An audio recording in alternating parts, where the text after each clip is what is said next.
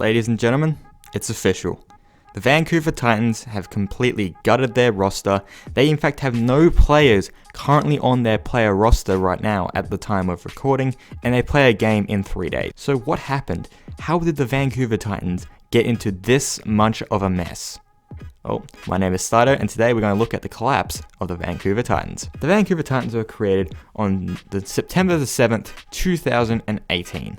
And they immediately found success in their inaugural Overwatch League season, winning the Stage 1 championship, their first 19 regular season matches in a row, making the Stage 2 finals, and even making it all the way to the grand final where they were favourites over the San Francisco Shock. But ultimately they ended up 4-0'd because the Shock were just on a tear at that point. No shame in losing to the Shock, but now, just half a season after that, the Vancouver Titans have none of the players from that inaugural season. So what happened? How did we get to this point to where the Vancouver Titans openly, mutually parted ways? So both player and organization wanted out of all players, except for Fissure, who had to be released. Well, it all starts back in last off-season when Bumper and Tsitsi were released. Now, we have no confirmation if this was a drama-related thing, a player personnel-related thing, if they had issues with the players or the management or what was going on here, but it seems to be a clear sign that things were not going well when both main tanks are released. And to replace them with Fissure is definitely a move made in desperation rather than a smartly thought out move that you would expect a normal roster decision to be. Because Fissure doesn't exactly have a good track record when it comes to, let's say, reliability. He's been kicked off teams, he's left teams, he's retired already. Things have not gone well for Fissure, and this is just more icing on the cake because this wasn't even his fault, but he just couldn't escape the drama here because it sort of followed him here. Like, it was already happening before he joined, and it just escalated without anything he could do to tame it nor add to it. So this is not a Fissure issue like I thought it might be at the start of the season. It's more he's been unfortunately caught in the crossfire, and now I've been getting a lot of unnecessary harassment online for being a part of a team that's going through something like this. But Bumper and Tsitsi leaving in the off-season or getting released in the off-season was such a big thing, but even still, the Titans had high expectations for this season. Outside of a little bit of drama with Fissure wearing Bumper's jacket in a social media post, there was no reason to expect anything like this to happen. But it's not whether we expected this to happen, it's the fact that this has happened. So how do we get here? Well, the team played its first 2 games in North America, winning both, before, due to the coronavirus, moving to South Korea, where a lot of their players are from to be with their families, which is fair enough. After losing 2 games, it was revealed, according to some rumors, once again nothing is confirmed, that the players were playing those games in their own homes rather than an office like most other Overwatch League teams are. And this is important because it means that the organization was not catering for the players in that regard, that they were just simply doing the bare minimum required to make sure that games are still played without giving their team the best chance to win, that would be in an office. And this may be an organizational problem, it likely is, and it might be a player problem, probably it's a combination of both.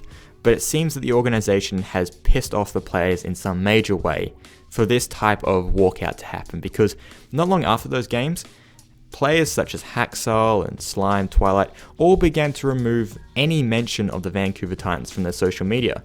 They began identifying themselves as just Overwatch League pros rather than Vancouver Titans players. For example, it was like Hacksaw was just Overwatch League DPS rather than Vancouver Titans DPS. And this was a clear protest to the organization, as the next day, many of the coaching staff and Somin Su and Jano, who are both the least active on social media, also had removed those name tags such as Vancouver Titans players and all posts regarding the Vancouver Titans from their Twitters and their Instagrams. And it seems that this was a coordinated protest against the organization, to which the organization simply responded by releasing the head coach Pagion and Janu, which makes absolutely no sense to me as to why Janu was the first to go. Maybe he was kicking up a stink that we don't know about, but from all accounts, Janu was not the one who sort of orchestrated this protest. In fact, he was one of the last ones to actually get on board. I don't know why they released him, maybe there's something we don't know, there probably is. Then on May the 4th, assistant coach Andante also left the team. And then we come to today, when the Vancouver Titans have mutually parted ways with their entire roster and staff and released Fissure.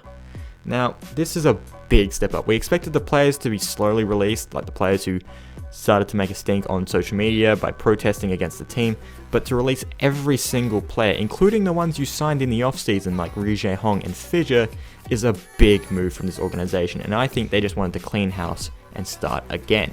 So what can we take away from this? Well, it seems that the player to management relationship has really faltered here, and something severely wrong has happened in that relationship to result in the Rookie of the Year being released and several MVP candidates in Janu and Twilight also being released, as well as veteran Yu Jae-hong, veteran Fissure who was just signed, and all these players who have been on the team since Runaway days to all be released within a week of each other is just insane to me. So where do the Vancouver Titans go from here? Well, the players likely won't be able to sign anywhere due to coronavirus, not being able to meet face to face with teams, and it's going to be a pretty risky decision to sign a contract when you can't sign it in person and get a feel for the actual person that you're talking to rather than just an online thing.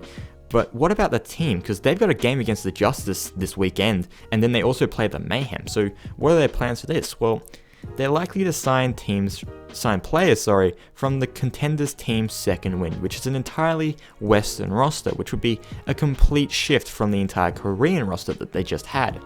And it seems that this season is likely to be just a punted one, because they're signing players from Contenders rather than trying to go out there and sign players who can compete, which is fair enough, because what's the point of trying to compete when you've gone through such a big breakup mid-season?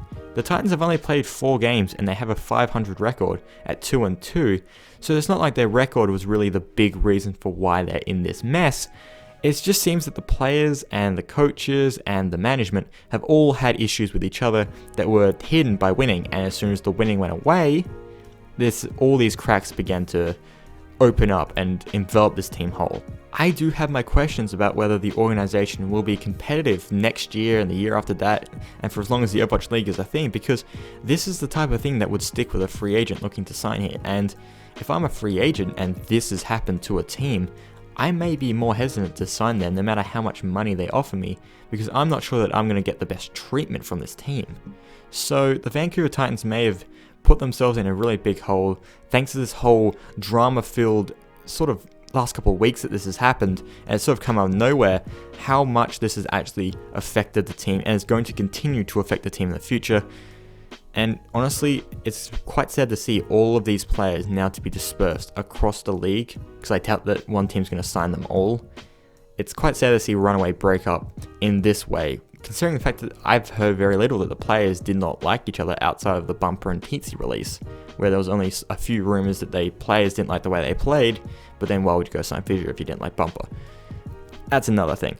But it's so sad to see such a talented team get broken up because of either managerial incompetence or egos or whatever combination of things led to this. So I think it's time for a solemn F in the chat for the Vancouver Titans, because they deserved better release from than this. They didn't deserve to be completely decimated like this, but it is what it is in the Overwatch League. Anyway guys, I hope you enjoy watching this video and understanding more about what's going on.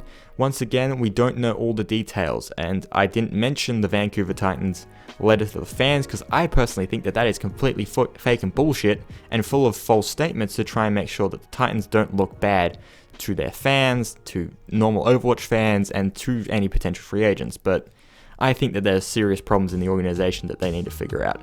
Anyway guys, thank you so much for watching, and that's a wrap.